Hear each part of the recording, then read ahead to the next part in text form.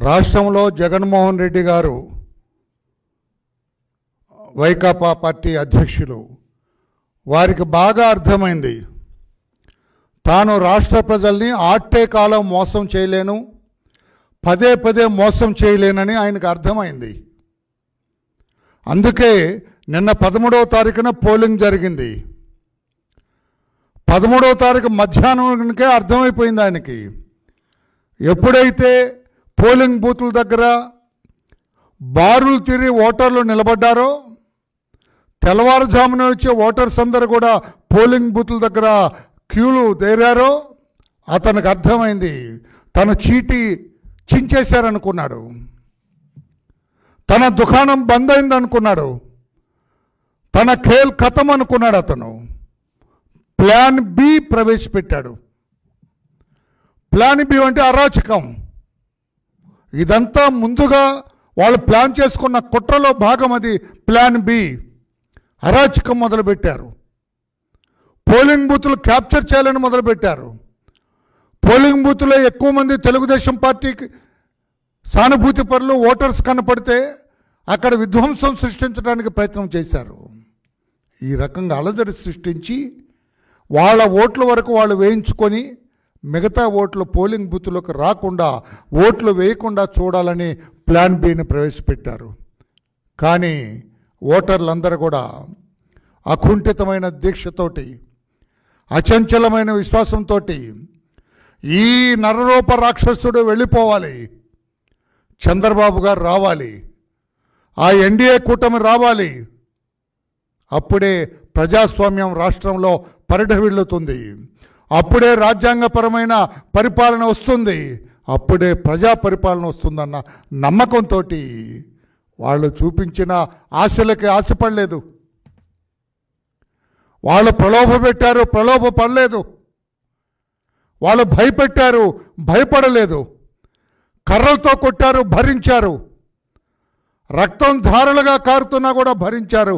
ఓర్పుగా వెళ్ళి ఓటు వేశారు.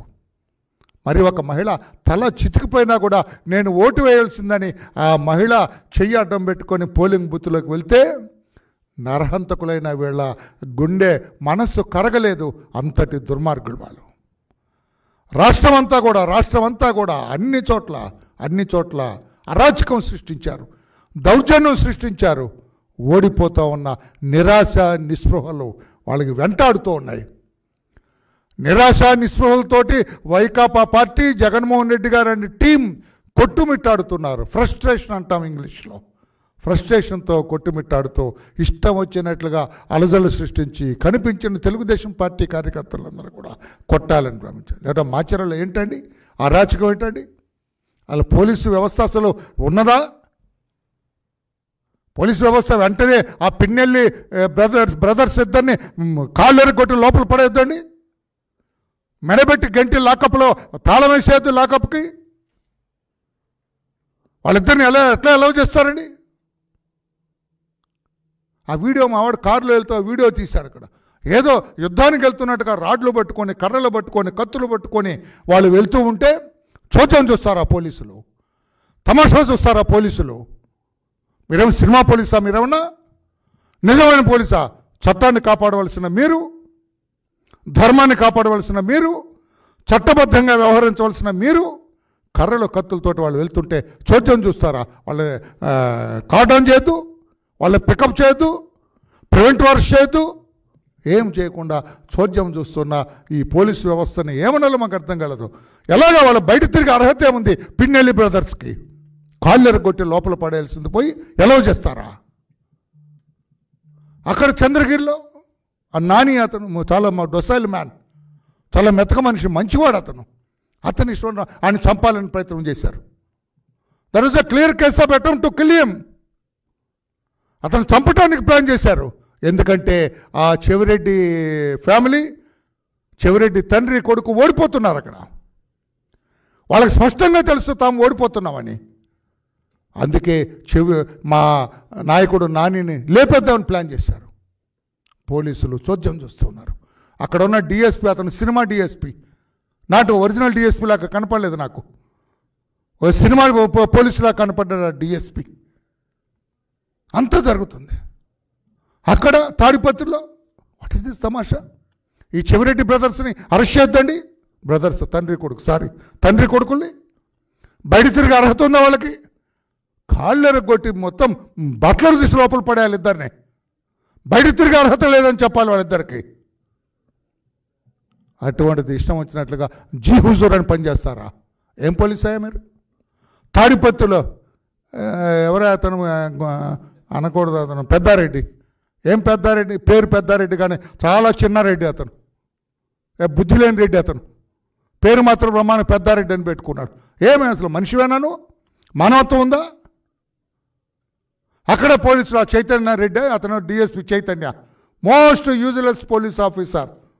ఆంధ్రప్రదేశ్ రాష్ట్రంలో మోస్ట్ యూజ్లెస్ పోలీస్ ఆఫీసర్. నేను సారీ, నా నోటితో అటువంటి పలకను నేను. నాకు ఎప్పటికీ పోలీసులు అంటే గౌరవం. నా ఫ్యామిలీ నా రక్తంలాగా ఫీల్ అవుతాను నేను.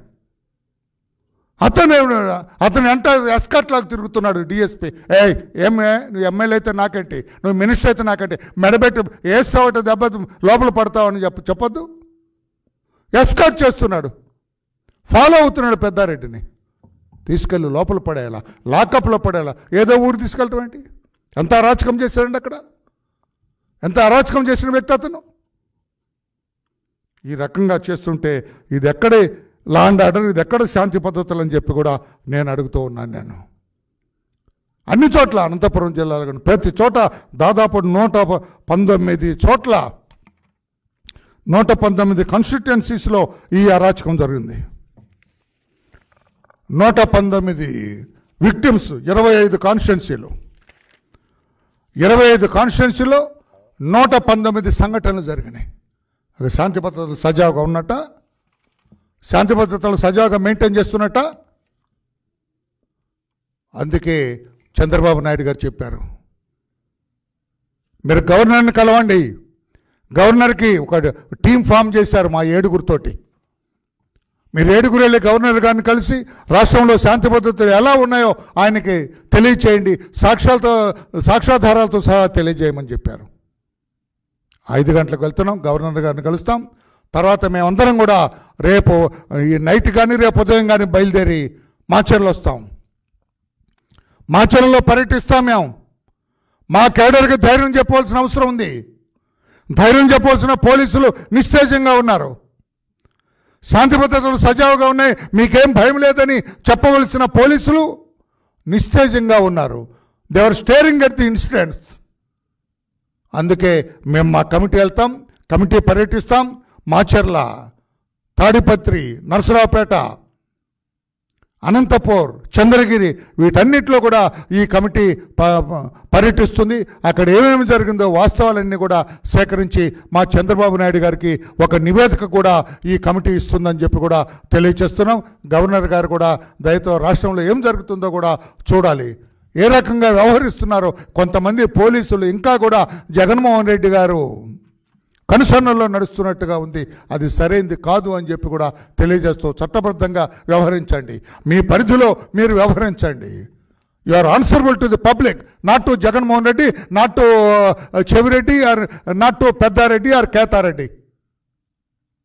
మీరు ఎవరికి ఆన్సరబుల్ కాదు, మీరు ప్రజలకు ఆన్సరబుల్, చట్టానికి ఆన్సరబుల్, ప్రభుత్వానికి ఆన్సరబుల్. ఆ రకంగా వ్యవహరించండి అని చెప్పి కూడా తెలియజేస్తూ ఈ కమిటీ గవర్నర్ గారిని కలుస్తాం. తర్వాత మాచర్ల తదితర సంఘటనలు జరిగిన ప్రాంతాల్లో కూడా పర్యటిస్తామని తెలియజేస్తున్నాం. Thank you.